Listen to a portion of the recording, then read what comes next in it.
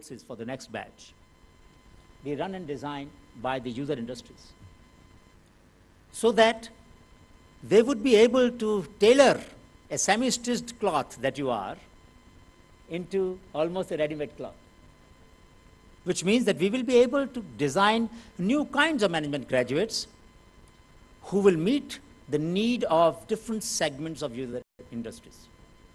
That's a thought worth thinking about. That's a concern that you can reflect on. And if you find it useful, it is something that will give tremendous leverage, tremendous edge to your institution.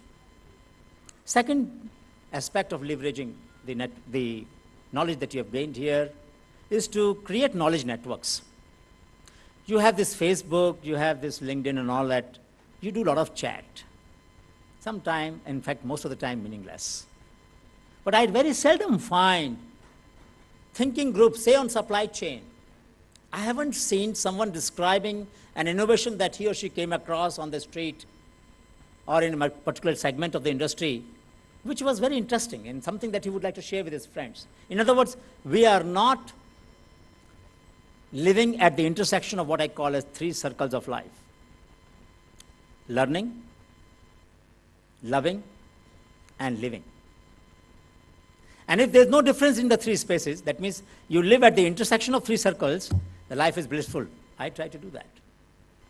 I will not live for a moment at a point other than the intersection of the circle of love, circle of life, circle of learning. That's not acceptable to me. And I wish that none of you would ever move to any other space except extremely disregarding the other two spaces.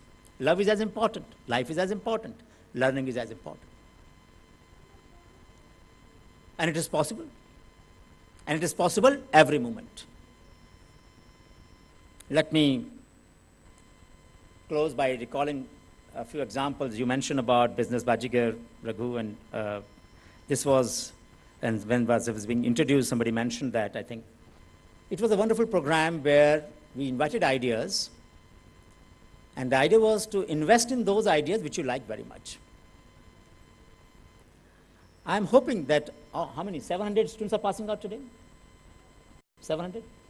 I'm hoping that at least 70 of the 700, and I don't know which 70, but 70 of the 700 will start new kinds of ventures, not just new ventures, new kinds of ventures.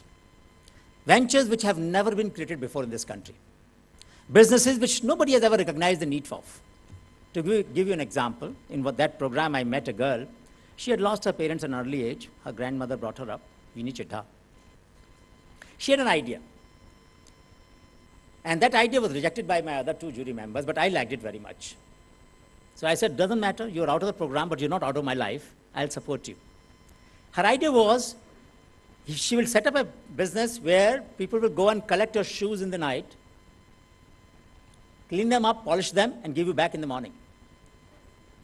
She created a franchise. She's created a shop in Mumbai called as Reboot. Now look at this girl. Had all the hardships in her life. Didn't care about it. Started a new business. Gave jobs to cobblers who are losing out today. Gave the comfort to the user because you don't have to worry about polishing the shoes of you or your children or your brother or sister. Somebody comes and collects and gives them to you in the morning, spick and span. A new business. Somebody came and suggested, why couldn't I take your car in the night, service it, clean it up, and give it in the morning? In other words, there are a whole range of ideas. Somebody wanted to do retailing of drinking water in a designed vessel so that you don't have to buy a bottle. You drink half of it, leave the half of the water in the bottle, it goes waste. He will do in a sanitized environment, in a glass which is in the quarantine dispensing unit, take a glass out, or use your own glass, fill up the water, drinkable quality water from that vending device, mobile vending device. The old kind Bhishti, but with a modern concept. So what I'm saying that there are lots of businesses waiting to be developed, waiting to be added to our economy, and I hope that some of you who are passing out today and those who are going to enter the institution later will think about these ideas, experiment with them when you are in college, the people on my right, and experiment with them in the evening if you're in a job. Find a person, Imagine that your salary is one-third less. Invest that one-third amount of a salary in an experiment. Who knows that you might be able to start it, trigger an enterprise. If it does well, prepare a business plan, go ahead, seek funding, take loan, start. So more and more our economy should become entrepreneurial. And I think the future of management education should move as much as it can towards entrepreneurial education. So that even if you're doing a job, even in the job you bring entrepreneurship, taking risk, defining new ways of doing business. Let me come to close with a story. You've all heard this story. But this story is very important for telling us how to deal with a tremendous amount of knowledge that is spread around all of us. You know what happened when Dronacharya took his 5 chosen disciples for a test. Now you would say, what is this professor talking about test? We are tired of test. We are passing out today. But this one test you should remember. So he took the 5 Pandavas, showed them a wooden bird, and asked each one of them to aim. So Yudhishthira came, and he said, Dronacharya said, tell me, what do you see? He said, I see the entire cosmos of which this earth is a part, of which this place is a part, and he said, get lost. So one by one, different people, different members of the family came, and finally the turn of Arjun.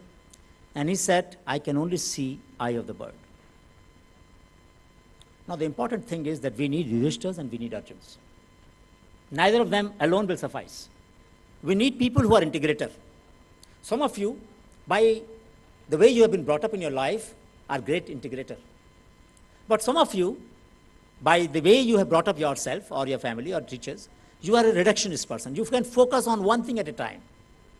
And we need all of you. We need both of you. The question is, when you join and you will make your teams, try to bring these skills together. You need someone who will integrate. Don't push him away. Don't dismiss this person who's raising bigger picture, because you need that fellow who sees the bigger picture. But you also need a person who's so focused, he can't see beyond that point.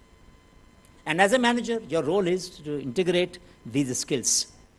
This is not a new knowledge. I'm not giving you something new. It is already there. It's just that we forget many times to remember that life is about holistic vision, but it's also about reductionist. A watch repairing person on the roadside in a small glass cabin sits and repairs watch, oblivious of the traffic and the noise of that on the road, isn't it? He can focus on that small watch that he's repairing.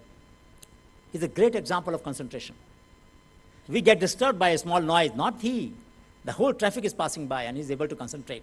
Our ability to concentrate and focus on a task that we want to achieve is a great tribute, great ability. We can all develop it. I can only tell you that there is an Arjun and Yudhishthira in each one of us. Each one of us at different times can be an integrator and can be a reductionist person. So let me wish you all to be very curious, very creative, very compassionate, and very collaborative. Thank you so much.